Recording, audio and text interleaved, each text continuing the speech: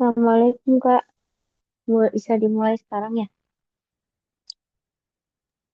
Bisa Kak Sakina, silakan.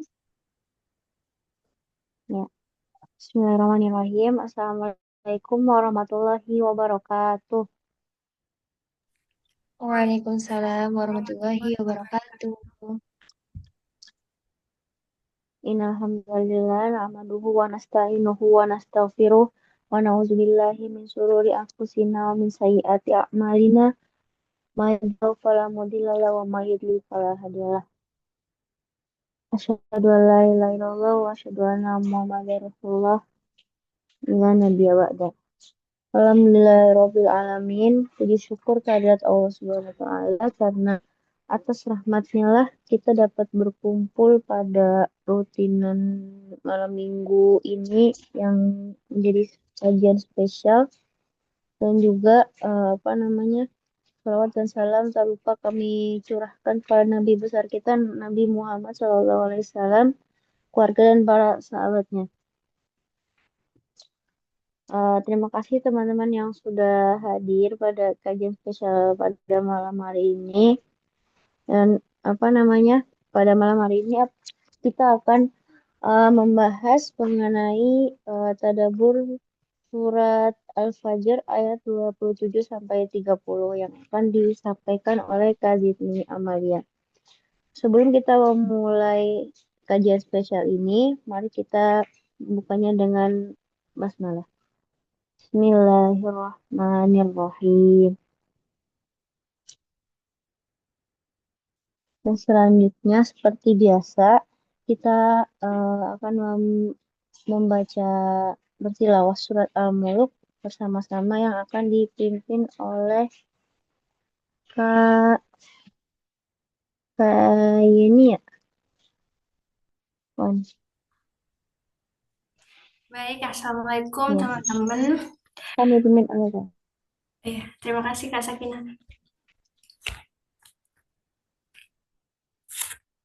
Teman-teman boleh dibuka Al-Qur'annya surah Al-Mulk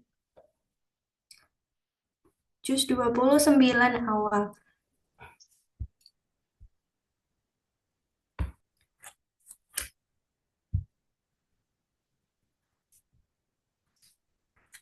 Baik, teman-teman boleh on mic kita baca bersama.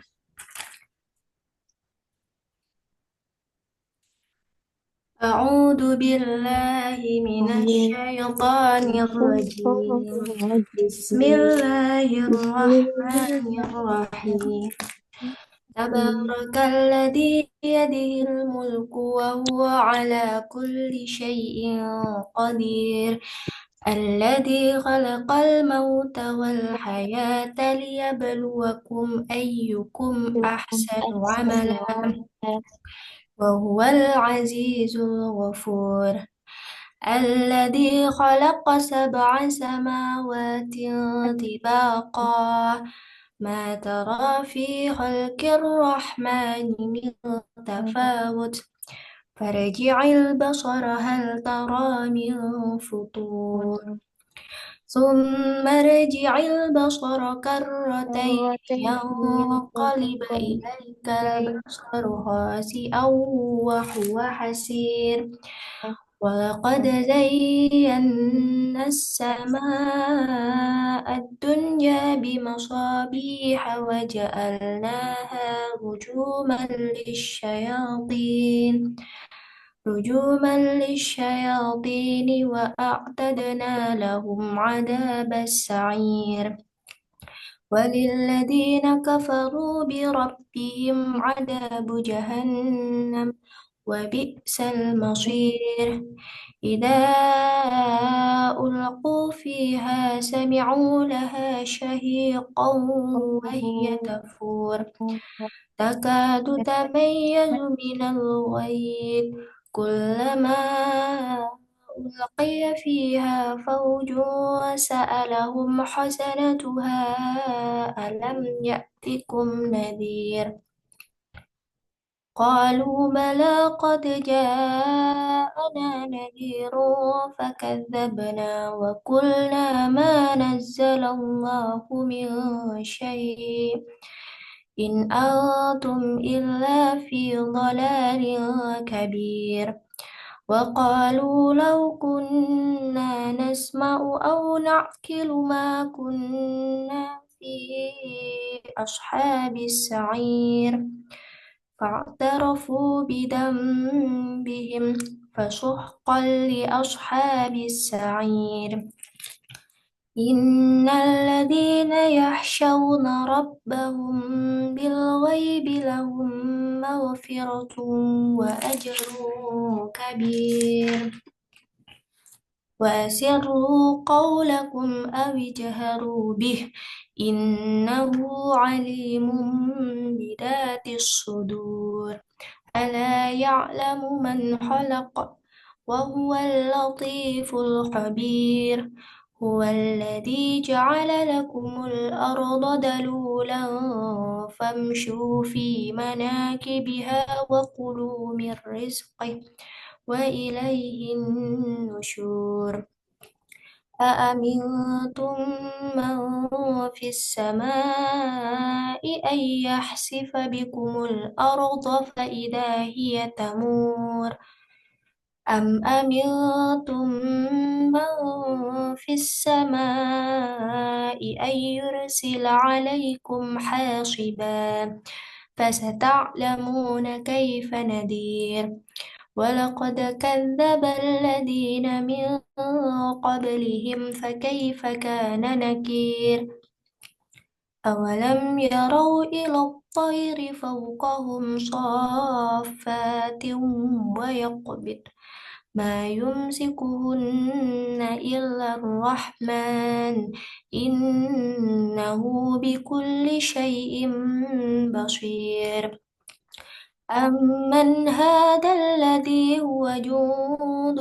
لكم ينصركم من دون الرحمن إن الكافرون إلا في غرور أمن هذا الذي يرزقكم إن أمسك رزقه بل لجوا في عتو ونفور أفمن يمشي مكبا على وجهه أهدى أمن يمشي سويا على صراط مستقيم قل هو الذي أنشأكم وجعل لكم السمع والأبصار والأفئدة قليلا ما تشكرون قل هو الذي ذرأكم في الأرض وإليه تحشرون ويقولون متى هذا الوعد إن كنتم صادقين قل إنما العلم عند الله وإنما أنا نذير مبين فلما رأوه زلفة سيئت وجوه الذين كفروا وقيل هذا الذي كنتم به تدعون قل أرأيتم إن أهلكني الله ومن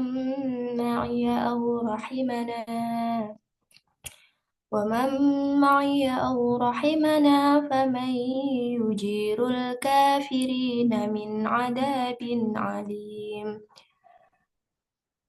قل هو الرحمن آمنا به وعليه توكلنا فستعلمون من هو في ضلال مبين قل أرأيتم إن أصبح ماؤكم غورا فمن يأتيكم بماء معين صدق الله العظيم.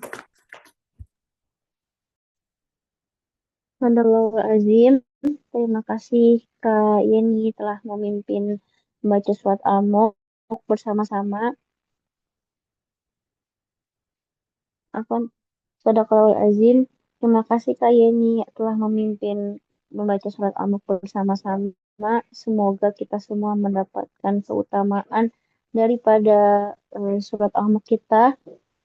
Semoga kita bisa terlindung daripada siksa kubur di eh, kita kelak. Amin ya Rabbal alamin. Selanjutnya kita beralih ke acara inti kita, yaitu kajian spesial, yaitu tadabbur surat Al-Fajr ayat 27 sampai 30 yang akan disampaikan oleh eh, founder kita Kak Zidni Amalia. Kepada Kak Zidni dipersilakan. Insya Allah, terima kasih Kak Sakina dan juga terima kasih Yeni yang sudah memimpin Alam pada malam hari ini. Bismillahirrahmanirrahim. Assalamualaikum warahmatullahi wabarakatuh. Waalaikumsalam Waalaikumsalam warahmatullahi warahmatullahi wabarakatuh. wabarakatuh. Insya Allah teman-teman, Alhamdulillah ya, udah 1 minggu yang lalu ya kita bertemu lewat Zoom itu, dan Alhamdulillahnya juga Maha Baik Allah, teman-teman sudah melakukan beberapa challenge dalam proyek Quran ini, yang insya Allah itu karena dimampukan oleh Allah. Karena kalau tanpa pertolongan Allah kita nggak akan bisa melakukan challenge itu, kita nggak akan bisa melakukan seistiqomah itu gitu. Mungkin beberapa teman-teman ada juga yang masih ada bolongnya gitu. It's okay, itu nggak apa-apa. Itulah namanya proses. Belajar tuh bukan tentang selalu baik, tetapi juga belajar itu adalah proses menjadi lebih baik. Jadi nggak apa-apa ketika mungkin masih bolong, masih belum istiqomah. Nanti kita berusaha semaksimal mungkin gitu ya. Atas apa yang udah dikasih Allah gitu, teman-teman sudah diberikan nikmat ya. Nikmat Allah tuh banyak banget, kita nggak bisa nyebutin satu persatu. Dari itu, ketika teman-teman sudah difasilitasi berupa ikutan challenge, semoga teman-teman bisa mensyukurinya. Mensyukurinya itu dengan berkomitmen penuh melakukan challenge itu sebenar-benarnya. Ada proyek wajibnya, ada proyek pribadinya, dan semoga itu semua tuh bisa menjadi wasilahnya teman-teman untuk semakin dekat dengan Allah melalui Al-Quran. Alhamdulillah pada malam hari ini akan menyampaikan beberapa hal ataupun sedikit ilmu kepada teman-teman semuanya. Perlu digarisbawahi di sini Zidni juga masih belajar. Nanti ketika ada kesalahan dimohon untuk membenarkan gitu ya. Itu lagi ya. Zidni tekankan Zidni juga masih belajar seperti itu. Oke, Zidni izin share screen ya. Nanti kalau seumpamanya share screen-nya tidak gerak, nanti langsung aja open mic ya, karena chatnya nggak kelihatan.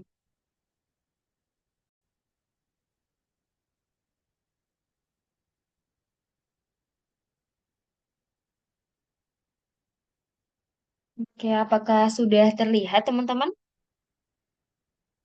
Sudah Kak, Alhamdulillah sudah Sudah, terlihat. Kak. Insya Allah, alhamdulillah ya, sudah terlihat. Pada malam hari ini kita akan membahas tema yang mungkin udah berkali-kali teman-teman ikutan kajian ini, berkali-kali juga memperjuangkan hal ini gitu.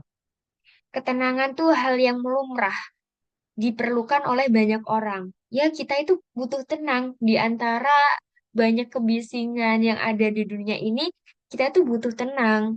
Nah, ketika kita belum bisa tenang, gimana sih caranya kita tuh bisa tenang? Nah, teman-teman di sini kira-kira nih masih hidupnya tuh sudah tenang atau sedang memperjuangkan ketenangan itu sendiri, atau ya udahlah ya jalanin aja, tenang nggak tenang ya udah jalanin aja.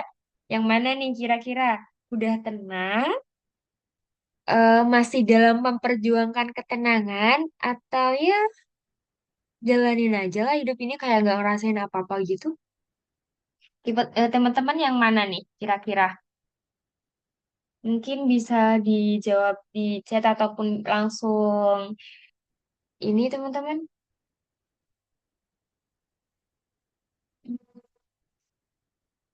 masih memperjuangkan ya. Mbak April sama Kak Elsa gitu masih memperjuangkan, Masya Allah. Semoga nanti kita sampai pada tenang yang sesungguhnya tuh yang seperti apa sih gitu ya.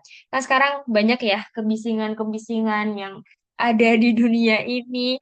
Entah ya banyak deh sepertinya hal-hal yang mempengaruhi kita itu kayak nggak bisa tenang dalam hidup ini tuh. Ini selesai, ada yang lain. Ini selesai, itu datang. Ini selesai, yang di sana ada something gitu. Kayaknya tuh apakah hidup tuh emang nggak tenang ya? Nah, teman-teman pernah merasakan 4 musim ini nggak? Ada yang pernah? Kelihatannya kalau Kak Zahwa pernah deh ini. Ada beberapa musim ini ya, spring, winter, sama summer, sama autumn. Ada yang sudah merasakan 4 musim ini, teman-teman?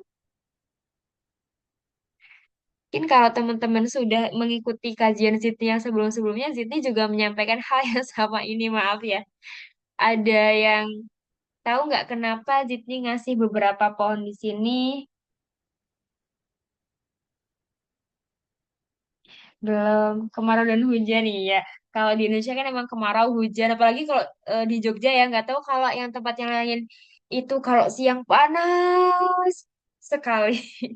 Nggak tahu ya kalau daerah yang lain gimana teman-teman. Nanti kalau malam biasanya turun hujan gitu. Kayak Elsa belum tapi insya Allah akan bisa amin insya Allah. Nah teman-teman lihat deh di sini ada pohon kayak gitu ya. Pohon ini kok bisa sih bisa berdiri kokoh gitu di 4 musim ini loh. Kok pohon ini nggak mati ya? Ada kalanya di musim yang wah ini indah banget ya spring ini tuh kayak ini musim yang indah banget. Terus tiba-tiba dingin gitu. Ada gugur, ada summer juga. Nah, kira-kira apa sih yang membuat kuat pohon ini tuh tetap berdiri gitu? Seumpamanya kita itu di posisinya pohon ini. Ketika kita bahagia, wah, berbunga-bunga, kayak gitu ya. Ada juga saat ada masalah, ada saatnya kita jatuh sejatuh-jatuhnya, ada yang ngerasa kita itu sangat kecewa, panas pokoknya dengan keadaan yang ada di dunia ini. Tetapi apakah kita bisa jadi pohon yang tenang dalam keadaan apapun ini? Kira-kira nih teman-teman, kenapa pohon ini tuh kuat? Dia tuh kuat tetap berdiri di 4 musim ini. Ada yang bisa bantu? Kenapa teman-teman kira-kira? Karena akarnya masih Kenapa Kak? Karena akarnya, karena akarnya masih ada akarnya kuat kokoh ya, masih. bener. Masih kokoh gitu ya. Iya bener itu salah satu juga. Kenapa ya? Kalau asal alasan biologinya gimana ya? Mungkin nanti teman-teman bisa dibuka lagi kenapanya. Apakah dia punya imunitas tumbuhan yang sangat besar gitu? Kok dia tuh dengan gampangnya bisa menyesuaikan diri kayak gini gitu. Semoga kita bisa ya jadi pohon-pohon ini. Nah, bagaimana sih biar bisa sekuat pohon itu gitu? Kita belajar dari kisahnya para nabi ya teman-teman ya. Karena kita kan hidup kan juga kisahnya para nabi itu sebagai petunjuk buat kita, gambaran buat kita gitu. Kita belajar dari kisahnya Nabi Musa, kan. Di mana keyakinan kepada Allah itu tidak diragukan lagi gitu. Kisahnya Nabi Musa yang saat ini beliau dengan Fir'aun itu kan Nabi Musa bisa membelah laut ya teman-teman ya dengan tongkatnya. Apakah saat itu Nabi Musa sudah di briefing Allah untuk oh iya nanti kamu nggak apa-apa langsung melawan Fir'aun aja gitu karena nanti tongkat kamu itu bisa membelah lautan loh kayak gitu semuanya apakah sudah di briefing itu sama Allah? Kira-kira Di, di briefing nggak teman-teman sama Allah tuh Nabi Musa tuh? Di briefing sama Allah buat, oh nanti kamu pakai tempat ini ya buat apa namanya? Buat ituin apa lautnya itu bisa membelah lautan gitu. Kira-kira di briefing nggak teman-teman? Enggak, Nggak ya? enggak di briefing dulu. Iya, nggak di briefing. Nabi Musa tuh nggak di briefing. Tetapi teman-teman, karena keyakinan Nabi Musa kepada Allah itu tidak diragukan lagi, itulah keajaiban itu datang. Ketika nih, sebenarnya kita tuh punya masalah. Tapi kita itu nggak tahu solusinya tuh apa, teman-teman. Tapi kita yakin Allah tuh bakalan nolong kita. Kita yakin Allah tuh selalu ada buat kita. Insya Allah keajaiban itu akan datang. Tapi yang dipertanyakan sekarang adalah di antara banyaknya kebisingan di dunia ini, di antara banyaknya masalah-masalah yang ada di dunia ini, apakah kita sudah yakin kalau Allah tuh selalu nolongin kita? Atau malah berasumsi Allah tuh kenapa sih gak ngabulin-ngabulin doaku? Allah tuh kenapa sih belum ngasih solusi-solusi dari masalah-masalahku? Itu berarti kita belum yakin sama Allah itu sendiri, teman-teman. Kita belum bisa mengimplementasikan kisahnya Nabi Musa dong dalam kehidupannya kita. Nabi Musa itu seyakin itu loh sama Allah. Dengan tongkatnya, beliau itu ya, dengan keyakinannya bisa melawan Fir'aun, terus membelah lautan dengan tongkatnya itu. Nabi Musa sebelumnya nggak tahu bahwa itu adalah suatu solusi.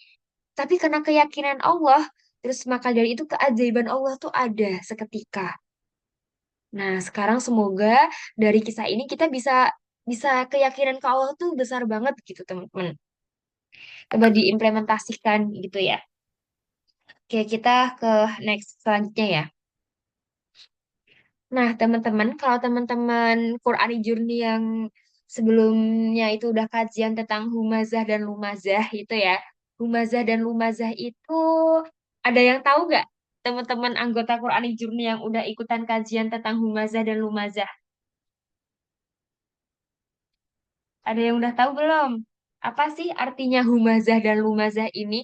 Si humazah dan lumazah ini tuh membuat hidup seseorang tuh jadi terkadang tuh gak tenang dan bisa mengakibatkan mengakhiri diri, maaf, dan juga buat stres, bisa juga membuat hidup ini tuh pokoknya berantakan si humazah dan lumazah ini. Dan efeknya itu sangat-sangat besar. Itu sudah diteliti dalam satu jurnal gitu ya teman-teman. Itu efek dari humazah dan lumazah ini adalah sangat besar di kehidupannya manusia. Apabila si humazah dan lumazah ini menyerang, maka penyembuhannya tuh nggak cuma setahun 2 tahun, itu lama banget. Ada yang tahu nggak humazah dan lumazah itu apa? Yang sudah ikut beberapa kajian waktu lalu mungkin. Ada yang tahu teman-teman? Humazah dan lumazah itu apa? Ada yang bisa? Mungkin bisa di chat room ataupun langsung ada yang tahu? Iya bener Kak Yani pengumpat dan pencela. Nah pengumpat dan pencela ini maksudnya yang kayak apa sih Kak Zidni? Pengumpat dan pencela ini adalah seperti bullying teman-teman. Nah teman-teman akhir-akhir ini tahu nggak masalah bullying yang ada di anak semester 7 itu? Yang sekarang sedang booming-boomingnya itu dibully oleh beberapa orang temannya itu? Nah, itulah efeknya sangat besar bukan? Bullying yang mungkin bisa jadi, oh dasar, eh ya, dasar nih tubuhnya gini ataupun cara bicaranya gini. Itu efeknya teman-teman, itu sangat besar. Itu udah ada di dalam Al-Quran teman-teman. Si Humazah dan Lumazah ini. Kapan-kapan nanti kita kajian lagi ya si Humazah dan Lumazah ini karena di dalam ayatnya itu sudah digaransi bahwa emang humazah kalau humazah ini kalau menyerang itu kan ada kata wailun gitu ya. Nah, itu tuh sesuatu yang diawali dengan kata wailun itu efeknya akan sangat besar. Gak hanya efek secara hatinya, tapi juga akan terkena dengan fisiknya gitu. Lantas teman-teman, ketika si humazah dan humazah ini menyerang seorang manusia, apa sih yang harusnya dilakukan oleh manusia sesuai maunya Allah gitu. Di sini Allah sudah berfirman ya, wasbir ala ma yaquluna wahjurhum hajran jamila.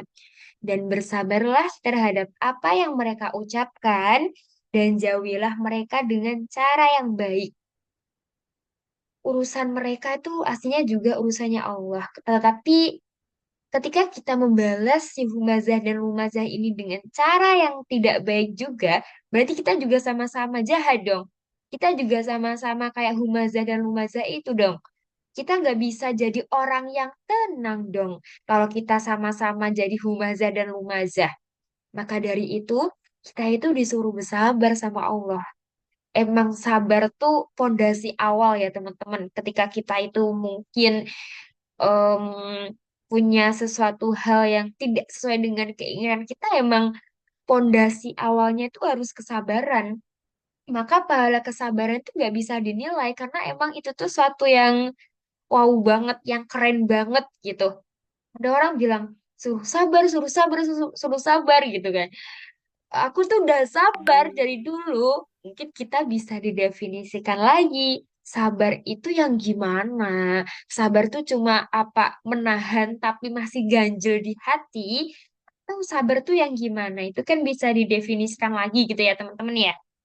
Nah, yang selanjutnya juga tinggalkan dengan cara yang baik teman-teman.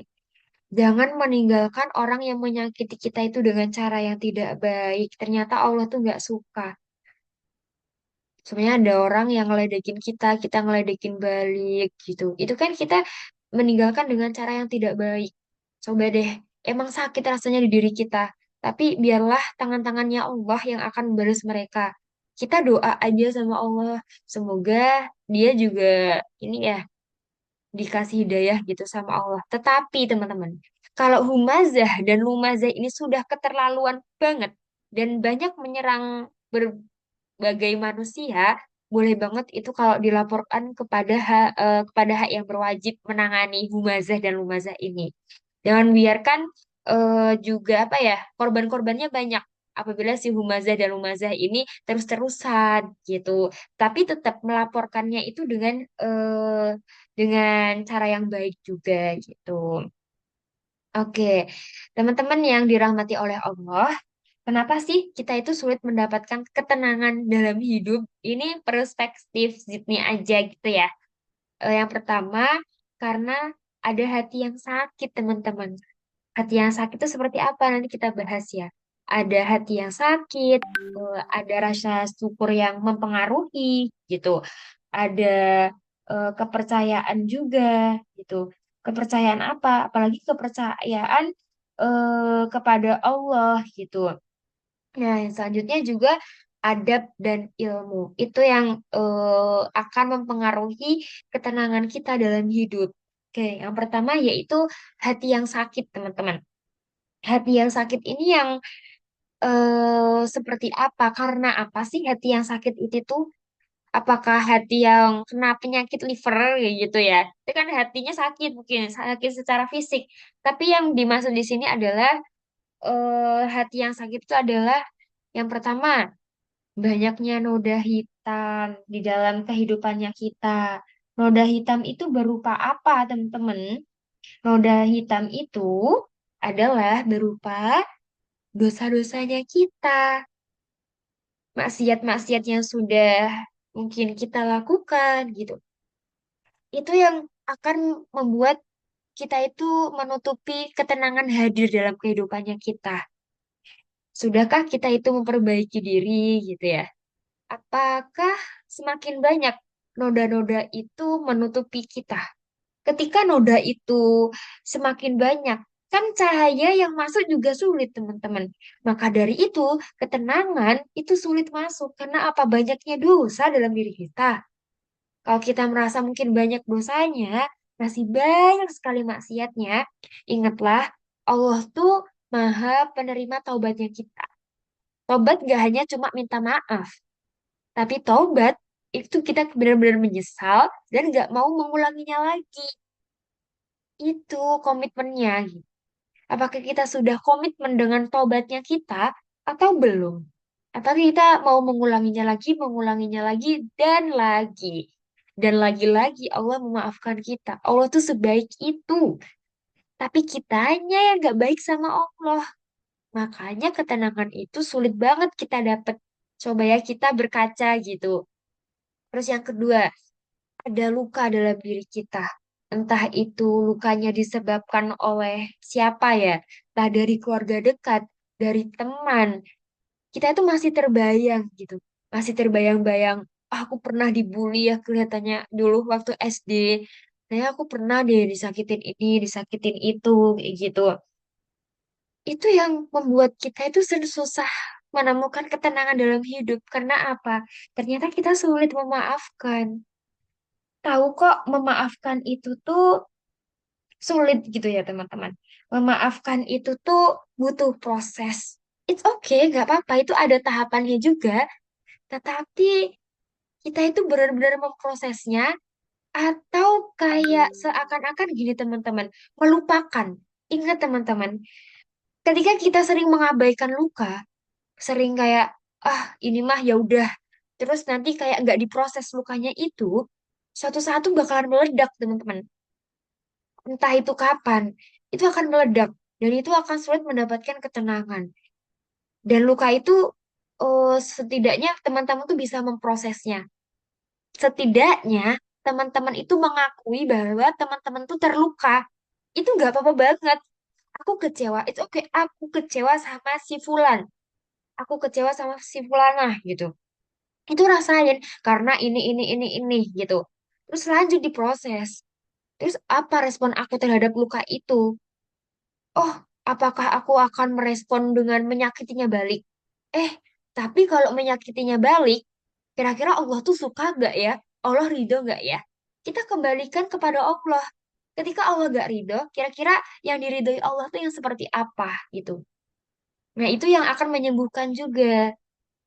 Tetapi bagaimana ketika luka-luka lama itu muncul-muncul ketika kita belum tahu teorinya itu seperti ini, mungkin teman-teman bisa hmm, apa ya, minta bantuan ke psikolog, psikiater itu juga bisa. Agar apa?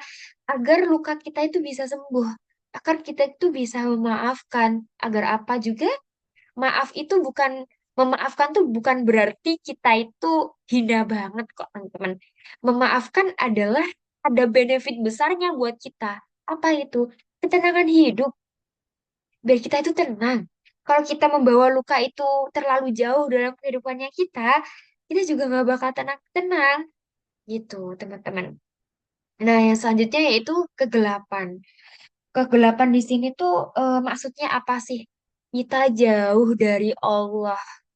Kita jauh dari rahmatnya Allah, kita jauh dari Al-Quran, nggak pernah mau menerapkan sirah Nabi dalam kehidupannya kita. Rasanya kalau gelap tuh kan nggak tenang ya teman-teman ya.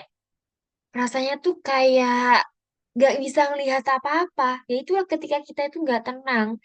Tetapi ketika kegelapan itu ada cahaya dikit aja gitu, masuk Al-Quran masuk semuanya. Allah masuk dalam kehidupannya kita. Itu semuanya akan terlihat lebih cerah. Cerah itulah suatu ketenangan dalam kehidupannya kita. Nah, pertanyaannya adalah, teman-teman sudah sedekat itu sama Allah atau belum? Sudah sedekat itu sama Al-Quran atau belum? Sholatnya kayak gimana? Baca Qurannya seperti apa? Apakah baca Qurannya hanya sekedar sebagai bacaan berpahala? Ataukah sholatnya hanya menggugurkan kewajiban saja? Kan sholat aslinya adalah sumber ketenangannya kita juga. Tapi kenapa kita nggak tenang-tenang? Karena ya itu tadi, sholat hanya menggugurkan kewajiban, bukan berniat untuk memperoleh ketenangan. Nah, gimana tuh sholat yang bisa memperoleh ketenangan, mendekati Al-Quran bisa memperoleh ketenangan, ya dengan memahaminya, dengan mentadaburinya setiap bacaan sholat, setiap bacaan Al-Quran yang kita baca, gitu teman-teman. Dan menerapkan Al-Quran itu dalam kehidupannya kita. Jadi semuanya kalau kita dikaruniai hafalan Quran nih teman-teman, aku yakin di sini banyak ya teman-teman yang hafal Al-Quran, walaupun mungkin Alhamdulillahnya juz 30 doang. Itu pasti banyak kok teman-teman rata-rata sudah hafal juz 30. Tetapi apakah kita sudah menerapkan juz 30 itu sendiri?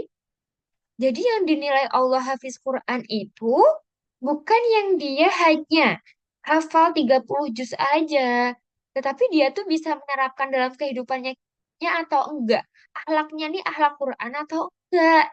Kayak gitu. Yang dapat mahkota nanti di akhirat tuh yang kayak apa sih? Nggak cuma hafal ternyata teman-teman.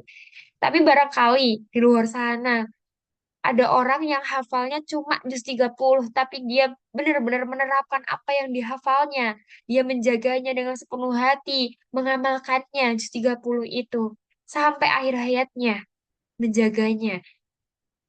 Allah malah suka yang kayak gitu, teman-teman.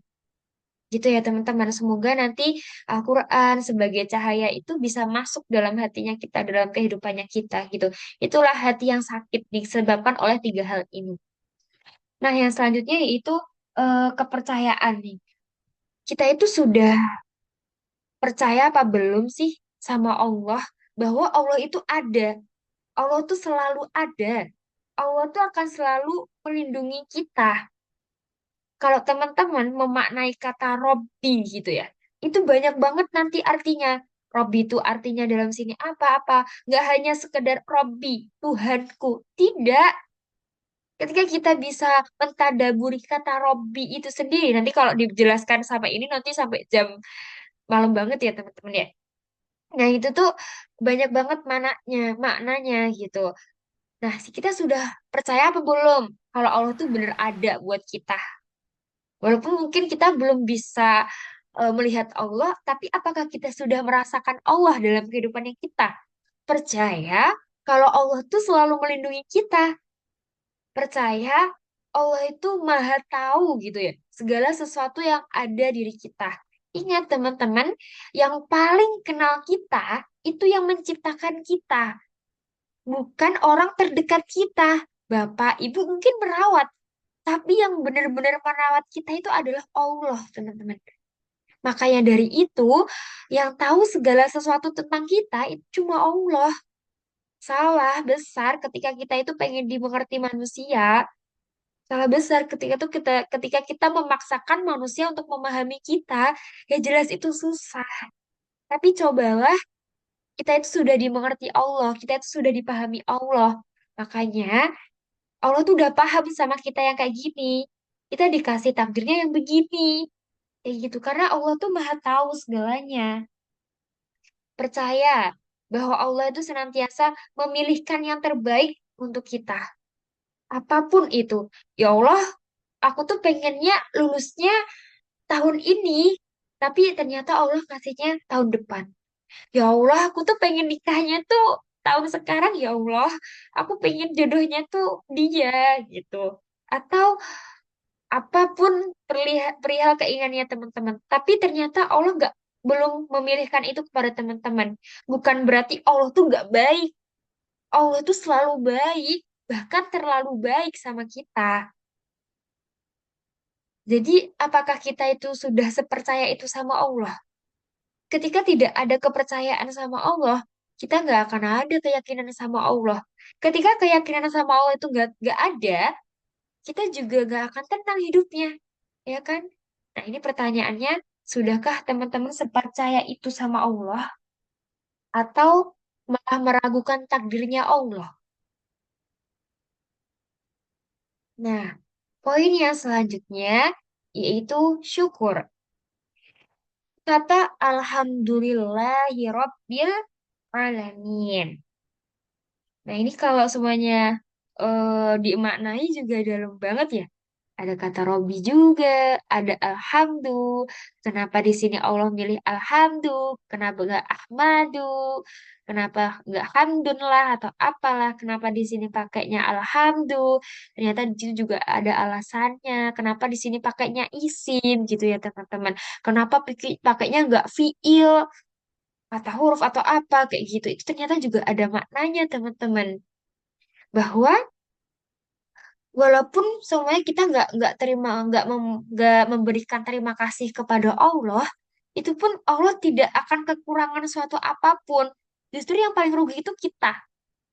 Nah, alhamdulillah di sini kan posisinya dia lebih kuat, lebih permanen juga. Nah, itulah eh, menggambarkan bahwa Allah aja yang berhak kita puji. Kita itu berhak berterima kasih kepada Allah kapanpun, dimanapun, tidak terikat oleh waktu, tidak terikat oleh pelaku, kayak gitu ya. Itu kan salah satu juga sifatnya isim gitu. Makanya di sini Allah pakainya alhamdulillah. Maka dari itu, teman-teman, kita harus belajar husnuzan sama Allah. Ber, berprasangka baik kalau takdir-takdirnya Allah itu tuh yang terbaik buat kita. Semakin besar rasa syukurnya kita akan semakin mudah untuk berhusnuzan sama Allah. Tetapi ketika rasa syukurnya kita itu sedikit, kita akan berterus-terusan suudzon sama Allah kayak gitu. Gimana sih caranya biar kita itu mudah berhusnuzan sama Allah? Yang pertama, ya mungkin ini juga pernah Zidni terapin dalam kehidupan gitu ya. Jurnalis syukur. Coba deh teman-teman sebelum tidur aja sebutkan apa ya? Sebutkan 5 keadaan yang teman-teman syukuri di hari ini gitu. Tapi setiap hari jangan sama gitu. Itu teman-teman bakalan merasakan ya Allah, Allah tuh baik banget. Dan akan mudah untuk berhusnuzon sama Allah. Lakukan itu selama 40 hari, teman-teman. Gitu. Terus yang selanjutnya, lihat sekitar. Apalagi teman-teman sehabis kuliah, apalagi kerja. Lihat deh teman-teman sekitar. Kalau nggak sempet lihat karena sibuk nyetir, ya udah lihat coba itu scroll yang teman-teman scroll TikTok, scroll IG kayak gitu. Di luar sana tuh ada banyak orang yang kekurangan banget daripada kita. Pengen banget di posisinya kita saat ini. Tapi apakah syukurnya mereka kurang? Barangkali malahan syukurnya mereka tuh lebih lebih kuat, teman-teman. Maka dari itu hidupnya mereka tuh tenang. Mungkin mereka belum tahu besok tuh makan apa dengan lauk apa kayak gitu. Boro-boro mikirin lauk apa besok bisa makan apa enggak aja mereka nggak tahu. Itu kan. Kita kan pasti milih nih besok mau makan lauk apa kadang gitu ya. Tapi banyak orang di luar sana tuh belum tahu besok tuh bisa makan apa enggak. Tapi yakin Allah tuh nggak mungkin nggak memenuhi kebutuhan hambanya ketika hambanya itu berusaha kayak gitu. Biasanya lihatlah teman-teman di sekitar gitu ya. Ternyata banyak orang yang pengen di posisi kita. Maka dari itu kita syukuri posisi kita tuh sekarang gitu. Terus yang selanjutnya yaitu ambil hikmah di setiap kejadian, teman-teman. Ambil hikmah, petik hikmahnya apa. Mungkin ini terasa susah, tapi ketika teman-teman sudah banyak memetik hikmah dalam setiap permasalahannya, insya Allah itu gampang kok nanti mengambil hikmah setiap pelajaran takdir Allah yang dikasih. Yang selanjutnya yaitu kenali Allah lebih dekat. Kalau perjalanannya Zidni sendiri itu dulu belum bisa mengenali Allah dulu sebelum berusaha. Jadi berusaha kayak mendekati Allah. Nah, di di tengah-tengah berusaha mendekat kepada Allah, itu ternyata Zidni mengenali diri sendiri. Kayak Zidni itu ternyata orangnya kayak gini. Itu ketika perjalanan mendekat kepada Allah. Mendekat kepada Allah ternyata membuat aku mengenal diriku sendiri. Akibat dari benefit aja ya, benefit dari mengenal diri sendiri itu adalah semakin kenal sama Allah. Itu kalau kita udah kenal sama Allah, Insya Allah banget. Itu kita akan lebih mudah untuk menjadi hamba yang disayang sama Allah. Kayak gitu. Nah, teman-teman yang dirahmati oleh Allah, di antara banyak sekali nikmat-nikmat yang dikasihkan Allah kepada makhluknya di muka bumi ini, gitu. Teman-teman, jangan pernah iri dengan rezeki orang lain. Itulah terkadang rasa iri itu yang membuat kita itu diri kita nggak tenang. Ngerasa bahwa diri ini tuh selalu nggak cukup. Pengen udah dikasih, pengen lebih lagi, udah dikasih, pengen lebih lagi, kayak gitu. Itulah kenapa kita tuh nggak bisa tenang. Karena bisa jadi ada rasa iri dengan rezeki orang oleh orang lain. Karena kita itu nggak pernah tahu teman-teman apa yang sudah Allah ambil dari dia sehingga dia tuh punya rezeki wow itu dari Allah gitu. Jangan gelisah dengan kehidupan kita saat ini, karena kita itu gak pernah tahu apa yang sedang Allah persiapkan untuk kita di masa depan. Barangkali dengan struggle-nya kita, perjuangan kita saat ini, Allah memberikan sesuatu yang wow banget di masa depan kita. Kita nggak pernah tahu, teman-teman. Maka dari itu, belajarlah husnuzon dengan kehidupannya ini. Jangan pernah membenci keadaan ini ya, teman-teman. Jangan pernah membenci keadaan karena malam tidak pernah menghina karena menjadi gelap. Daun pun tak pernah marah kepada angin yang menjatuhkan. Maka dari itu, cintailah hidup kita, syukuri apa adanya, jangan gelisah dengan apa yang belum ada. Tetapi bersyukurlah dengan apa yang masih ada, gitu teman-teman. Itu ya, ini yang mungkin bisa digarisi gitu ya, teman-teman, tentang rasa syukur itu sendiri. Biar apa? Biar hidup kita tenang. Tuh. Nah, yang selanjutnya yaitu tentang adab dan ilmu. Adab dan ilmu itu sendiri itu akan sangat mempengaruhi juga dalam kehidupannya kita, terutama dalam ketenangan hidup. Yang pertama, bagaimana adab kita mencerminkan keimanan dan akan berdampak pada ketenangan kita. Adab ini, teman-teman, itu mencerminkan juga keimanan kita tuh seperti apa. Kalau pengen mengerti, apa astagfirullahaladzim, susah sekali ngomongnya. Kalau kita pengen mengerti, mengetahui keimanannya seseorang, itu juga salah satu poinnya adalah coba lihat adabnya seperti apa. Itu adab tuh juga akan berdampak kepada ketenangannya kita. Ketika kita mungkin ada orang di luar sana nggak beradab gitu ya, ngomongnya asal jeplak gitu. Sekarang ternyata yang yang perlu diberi adab tuh juga jari-jari kita ternyata. Mungkin banyak komentar ke sana ke sini itu kan jari tuh yang gerak-gerak, tapi kan aslinya pikiran kita juga bergerak di situ ya, ada nafsu juga yang bergerak gitu. Apakah sudah beradab gitu ketika banyak hal yang terjadi di Indonesia ini? Apakah kita sudah beradab mengomentari hal tersebut? Kita boleh mengkritisi, tapi jangan menghina secara berlebihan juga gitu. Itu Allah gak suka, Rasul gak suka kayak gitu. Itu akan berdampak juga dengan ketenangan kita.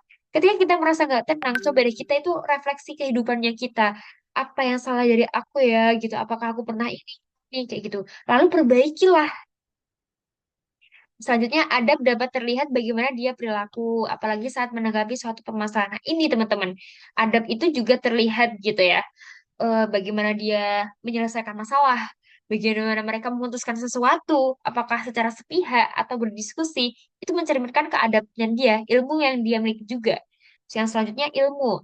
Ilmu akan membentuk pola pikiran. Pola pikiran akan mendorong bagaimana kita berperilaku. Itu teman-teman, kita itu kenapa harus jadi seorang yang pembelajar gitu ya? Kenapa? Karena kita ya sepanjang hayat itu butuh ilmu, supaya sepanjang hayat kita itu butuh belajar. Ketika kita ada masalah, kita ngerasa stuck, karena apa? Kita belum punya ilmunya. Coba kalau udah punya ilmunya, itu mah nggak dianggap masalah. Kenapa sesuatu itu masih melanda kepada kita dan kita menganggapnya masalah? Karena kita tuh belum punya ilmu untuk menyelesaikan masalah itu. Jadi kita ngerasa stuck, gitu ya teman-teman ya. Karena dari itu kita harus apa ya, rajin-rajin menuntut ilmu. Walaupun nanti semakin hari umur kita semakin tua, kita semakin butuh ilmu juga loh, teman-teman. Gitu. Ilmu itu juga akan membentuk pola pikir kita, bagaimana kita memutuskan sesuatu itu juga ilmu apa aja yang udah kita dapet gitu. Nah, teman-teman yang dirahmati oleh Allah, kenapa sih ketenangan itu layak kita perjuangkan gitu? Kenapa? Apa sih emang benefit dari kehidupan yang tenang kayak gitu?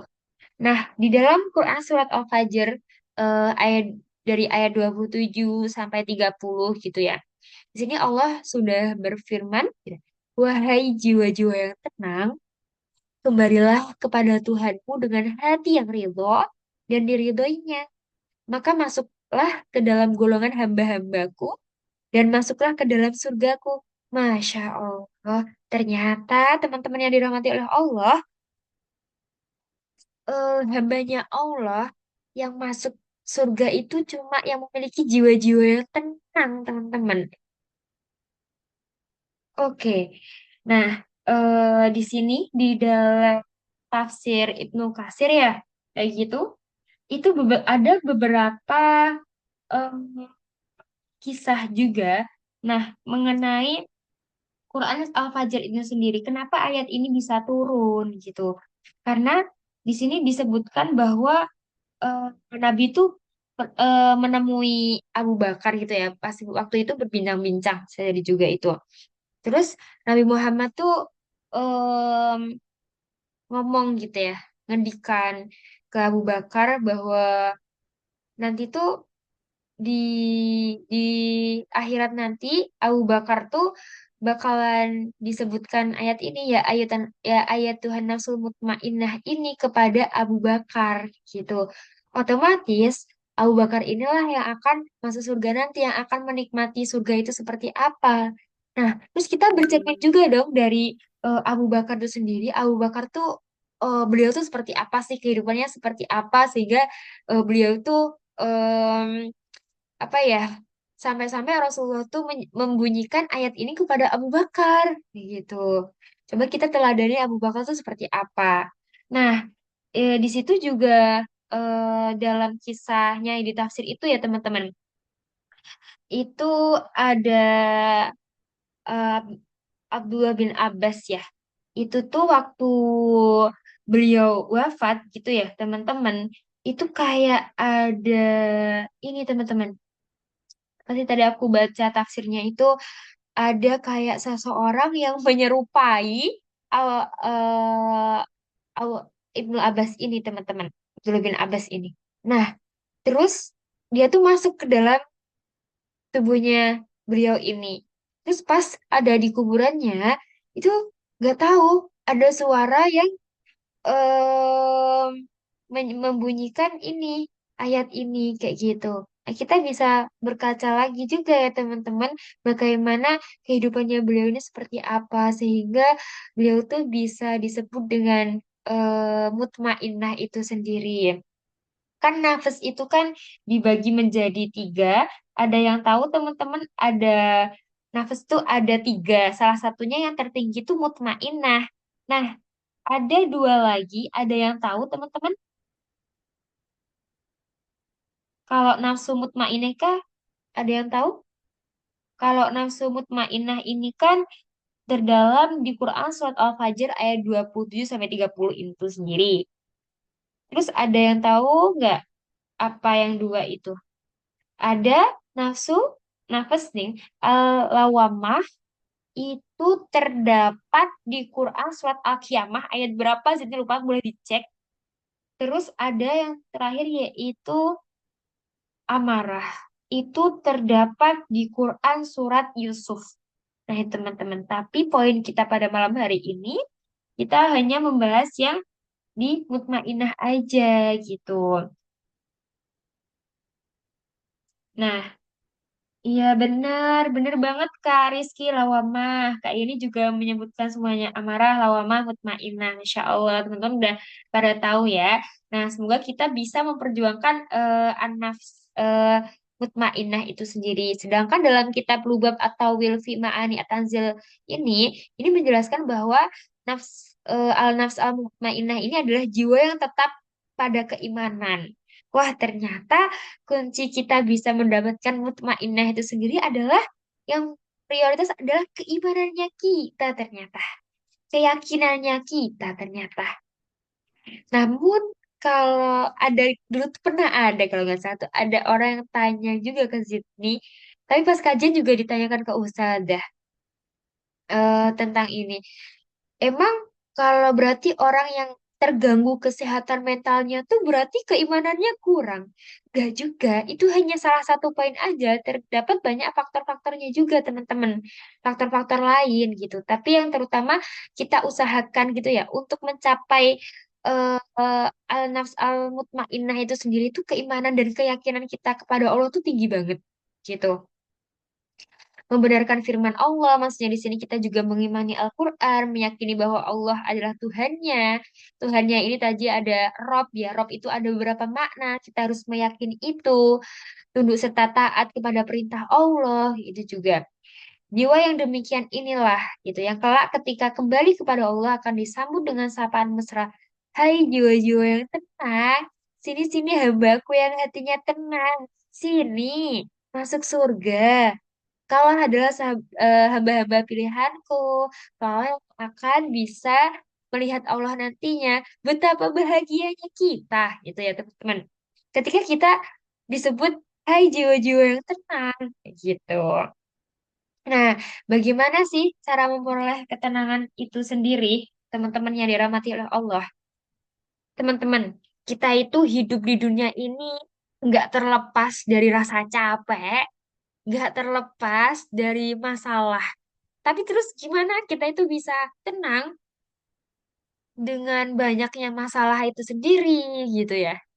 Dengan rasa capeknya itu sendiri gitu. Capek itu wajar.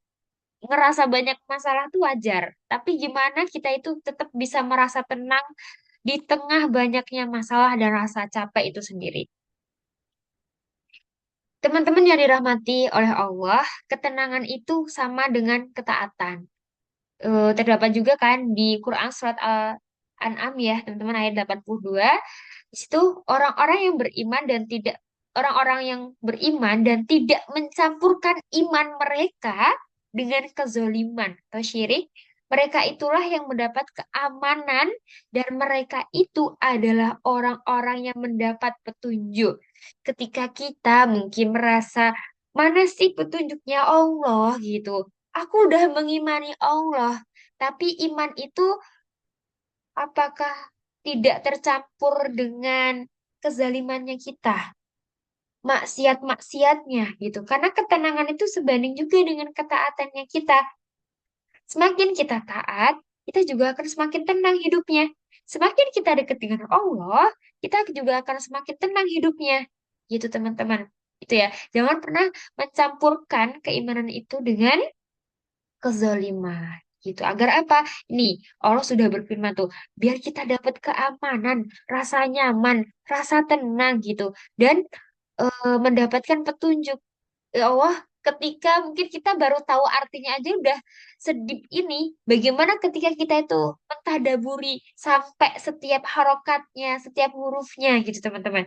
Itu kayak kerasa tuh, "Oh, Allah tuh baik banget gitu. Beneran ketika Siti belajar ini ya bahasa Arab Al-Quran gitu, itu kayak wow, Allah tuh sesayang ini ternyata. Ternyata petunjuknya Allah tuh bener-bener sedetail ini dalam kehidupannya kita gitu. Mungkin nanti kalau teman-teman ada kesempatan boleh ya belajar kayak nahu dari Al-Quran itu seperti apa gitu. Bahasa Arab Al-Quran itu seperti apa. Itu bener-bener buat kita itu semakin kuat menjalani hidup ini gitu. Nah, yang selanjutnya yaitu menikah. Pernah ada di fase nggak mau menikah? Teman-teman yang di sini pernah nggak? Karena banyaknya hal-hal yang terjadi sekarang tuh rasanya kenapa takut banget gitu ya menikah gitu. Bukan takut menikah, tapi takutnya menikah dengan orang yang tidak tepat itu yang menakutkan gitu ya teman-teman. Insya Allah, Kak Esa sudah mengalami, Masya Allah. Nah, ini ya, di Quran Surat Ar-Rum ayat 21 dan di antara tanda-tanda kekuasaannya ialah dia yang menciptakan untukmu istri-istri dari jenismu sendiri supaya kamu cenderung dan merasa tentram. Ternyata tujuan aslinya tujuan menikah itu apakah hanya untuk memenuhi apa ya nafsu kita secara biologis? Ternyata tidak. Ternyata yang Allah sebutkan di sini adalah rasa nyaman, rasa tenang. Nah, bagaimana eh, menikah itu sendiri bisa menghidupkan ketenangan dalam hidup kita, gitu. Yaitu tadi dengan cara memilih pasangan yang tepat, bukan menikahnya yang kita takutkan, yaitu tadi kita tuh salah menikah dengan orang yang salah, gitu. Karena itu hati-hati ya teman-teman ketika memilih pasangan, karena pasangan itu gak cuma sehari dua hari, sebulan dua bulan, tapi seumur hidup kita. Kalau bisa ya nanti sampai sesurga gitu. Nah, menikah yang menghasilkan ketentraman, ketenangan ini itu juga ada caranya memperoleh ini gitu ya. Ketika teman-teman pengen menginginkan pasangan yang baik, teman sendiri juga harus jadi baik. Tuh. Jangan hanya mengharapkan mencari-mencari, tapi lupa untuk memperbaiki dirinya gitu. Ketika teman-teman sudah merasakan tentram kayak gitu, nah itu akan menimbulkan banyak kasih sayang di antara teman-teman sama suaminya nanti gitu. Sesungguhnya pada yang demikian itu benar-benar terdapat tanda-tanda bagi kaum yang berpikir. Lagi-lagi Allah gitu ya menyebutkan bagi kaum yang berpikir. Berpikir itu juga salah satunya kita belajar mentadabburi Al-Qur'an gitu ya teman-teman. Itulah menikah itu utamanya bukan tentang mendapat keturunan, harta, atau apapun, tapi agar kita itu merasa tenang, gitu ya teman-teman. Nah, teman-teman yang dirahmati oleh Allah, ini PR ya buat teman-teman semuanya. Nah, ini tentukan usaha mencapai ketenangan versi pribadinya teman-teman masing-masing. Itu kan tadi menurut perspektif Zidnya aja ya, dengan beberapa cara gitu. Nah, terus teman-teman tuliskan tuh di kertas. Kalau bisa, itu teman-teman tempelkan tuh di tempat yang dimana teman-teman sering lihat. Gimana caranya aku biar bisa tenang. Tapi teman-teman, cara memperoleh ketenangan itu jangan keduniawian ya. Kalau kalau kalau harapannya saya harapanku teman-teman selalu melibatkan Allah dalam proses ketenangan itu sendiri. Bagaimana caranya? Tulis sendiri. Karena teman-teman yang akan bisa membaca dan mengenali dirinya teman-teman gitu. Ketika mungkin Siti menyampaikan beberapa hal, itu terkadang juga nggak relate gitu. Tapi teman-teman yang kenal diri teman-teman sendiri. Siti pun belum tentu bisa kenal dirinya teman-teman itu seperti apa kayak gitu. Dan ketika nanti teman-teman gelisah, silakan teman-teman tuh baca lagi. Oh, obat aku tenang tuh gini gini gini gini. Kalau Siti semuanya lagi ada masalah, lagi ruwet, lagi pikiran nggak apa-apa, semuanya baca Quran gitu, lihat tadaburnya, itu akan merasa tenang. Atau kajian gitu. Kajian, biasanya di dalam kajian itu sendiri, Zidni selalu menemukan jawaban atas masalah-masalah Zidni. Entah kenapa, Allah tuh selalu memberikan jawaban itu lewat kajian. Dan Allah tuh juga menyembuhkan Zidni yang dulu mungkin ada sakit sesuatu, itu lewat kajian juga. Terutama lewat ternyata kajiannya kajian Quran. Sehingga termotivasilah Zidni itu membuat komunitas ini gitu juga. Itu kan sembuhnya orang kan beda-beda ya teman-teman. Jadi teman-teman coba untuk mencari obatnya masing-masing di dirinya teman-teman sendiri. Itu mungkin ya teman-teman yang dapat Zidni sampaikan. Ketenangan itu memang susah didapatkan, tapi itu layak buat diperjuangan kita. Karena apa? Eh, karena ya endingnya tuh surga. Endingnya tuh kita tuh bisa bertemu sama Allah nantinya gitu. Itu ya teman-teman, karena ini juga udah jam 9 lebih.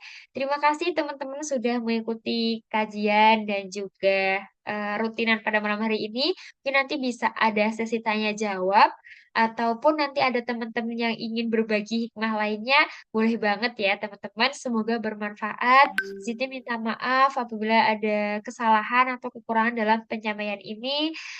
Semoga berkah dan mohon selalu doanya untuk Quranic Journey ini. Aku kembalikan ke Kak Sakinah. Baik, Masya Allah sekali Kak Azif nih kajiannya. Jadi kita tuh sebenarnya bisa loh untuk tenang teman-teman. Jadi jangan khawatir. Yang penting itu tadi yang Kak Zidni bilang dari kita membersihkan penyakit hati kita, terus dari usaha-usaha lainnya yang akhirnya bisa mencapai ketenangan yang bukan hanya ketenangan duniawi tapi juga ketenangan ukhrawi. Nah, jangan lupa PR juga ya teman-teman tadi dari Kak Zidni. Nah, teman-teman ada yang mau bertanya atau mau sharing tentang hikmah dari kajian pada malam hari ini? Yang mau silakan ini apa raise hand. Oke. Ya, teman-teman, boleh loh, nggak usah malu-malu. Di sini kita juga menjaga kerahasiaannya teman-teman ya, gitu. Ya, teman-teman yang mau bertanya ataupun share share ataupun tips gitu boleh ya Kak Sakina ya. Tips aku kalau Iya, tenang tuh boleh biar banget. tenang kayak gini nih. Oh,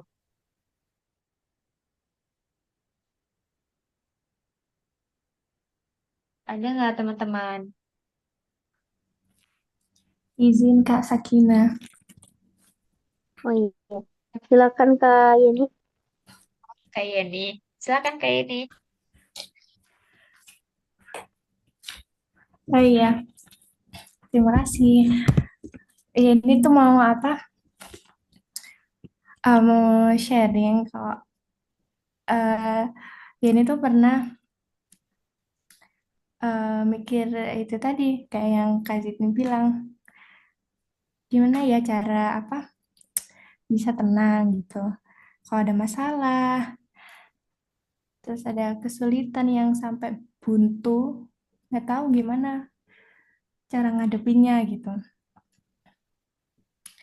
Kalau Yeni tuh sukanya itu eh, misal ada masalah kayak susah di perkuliahan gitu ya, kayak pengen berhenti gitu kuliahnya karena susah gitu. Terus ini tuh langsung inget-inget tujuan kamu itu apa, tujuan awal kamu itu apa, kuliah itu.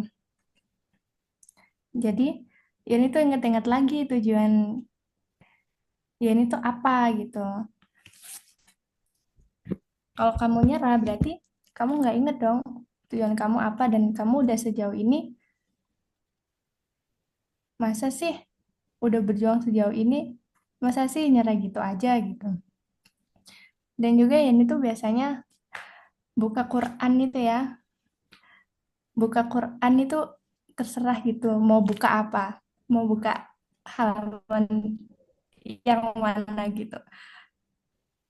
Tapi yang Masya Allah itu, Masya Allahnya itu halaman yang Yeni buka itu ya, terus Yeni lihat maknanya itu, Yeni baca semua maknanya tuh relate gitu, apa yang terjadi sama Yeni gitu. Kalau bisa gitu gitu ya, Masya Allahnya itu. Terus juga eh, selain itu juga, Yeni itu juga apa tuh suka sama quotes-quotes atau kata-kata penyemangat gitu yang relate sama masalah ini juga yang bikin ini tenang gitu. Gitu aja sih Kak Sakina. Terima kasih. Ya Allah, kayak nih. Masya Tuh Allah. ya. Kalau Kak Sakina gimana tuh caranya? Ada nggak tipsnya? Kalau kalau aku sih palingan itu kayak misalnya kita lagi ada apa ya kegelisahan gitu, coba cari kajian-kajian yang relate sama kita gitu. Jadi kadang-kadang tuh misalnya omongan apa ya, omongan ulama gitu kan lebih kadang-kadang tuh ngena gitu. Baru kita akhirnya buka Quran lagi dan coba tadabbur lagi gitu sih Kak kalau aku. Ya, Masya Allah apa yang disampaikan Kak Yeni juga Kak Sakina tuh itu ya, Masya Allah banget. Emang ketika kita bingung, ketika kita itu nggak tahu arahnya kemana, ternyata kembalinya kepada Allah. Dan umur 20-an ini ya, mungkin di sini banyak yang umur 20-an ke atas gitu. Itu mereka ternyata di umur-umur segini tuh lagi bingung. Bingung hidup ini tuh mau dibawa kemana. Ya enggak? Karena juga sekarang tuh banyak sekali buku-buku yang membahas tentang apa tujuan hidup kayak gitu. Hidup ini tuh mau dibawa kemana? Zidni sendiri pun pernah mempertanyakan itu sebelum wisuda. Ketika Zidni mikir-mikir, apa sih tujuan hidup? Hidup itu mau dibawa kemana? Dan Zidni tuh udah punya banyak tujuan. Ternyata itu hanya tujuan duniawi. Dan itu semakin meruwetkan hidup Zidni gitu ternyata. Tapi ketika eh, baca tadabbur Quran lagi, ternyata apa sih kita diciptakan untuk hidup ini? Ternyata beribadah kepada Allah. Ya, berarti Zidni harus melakukan apa yang Allah suka dong. Yang itu termasuk juga ibadah kepada Allah itu seperti apa gitu. Ketika kita fokusnya memprioritaskan Allah, itu kayak menentukan arah yang mana tuh mudah sekali gitu. Kira-kira arah ini disukai Allah gak ya gitu. Kira-kira arah ini yang kelihatannya enggak deh gitu karena Allah gak suka kayak gitu. Itu Masya Allah banget. Oh ya Kak Sakina, aku izin bacain bentar ya. Ini ada yang raise hand Kak Rizky. Maaf ya Kak Sakina, kamu kayak jadi MC-nya. Ini Ya, nggak ada apa-apa. Nggak apa. Kak Elsa tanya gitu. Kelihatannya aku belum pantas deh Kak Elsa kalau disebut ustazah, sebut aku Kak aja gitu ya. Kak Afwan ya, saya izin bertanya tapi mohon maaf belum bisa on mic. Nggak apa-apa Kak, karena ada kendala. It's okay. Gimana ya caranya kita menyikapi seseorang yang suka dikit-dikit salah paham? Nah ini, dikit-dikit marah, terus moodnya itu selalu berubah-ubah. Iya bener banget. Jujur capek menghadapi orang yang kayak gini. Sama banget Kak Elsa. Apalagi kalau dia jadi partner kerja kita. Wah, Masya Allah. Atau partner kuliah kita gitu. Wah, Masya Allah kita benar-benar diuji kesabarannya gitu ya. Ternyata itu Allah udah kasih peringatan kepada kita di Quran surat Al-Kahfi. Mohon maaf, ini lupa ayatnya, mohon maaf. Bahwa ternyata kita itu gak hanya diuji oleh orang-orang yang beriman, tetapi kita juga akan diuji oleh orang-orang yang soleh juga. Itu pun berat. Jadi mungkin kita sama-sama soleha, sama-sama yang beriman kepada Allah, sama-sama kita itu menuju jalan Allah yang sama. Tetapi terkadang kita tuh juga ujiannya sama teman-teman yang kayak gitu. Itu terkadang yang buat kita itu susah banget buat memahami ataupun bagaimana menyikapi hal tersebut. Nah, seperti ayat yang tadi ya, Kak Elsa gitu, bagaimana menanggapi hal yang seperti itu, yang orang kadang mood-moodnya tuh bisa berubah gitu. Itu karena Kak Elsa, itu ada sesuatu yang melatar belakangi hal tersebut, Kak Elsa.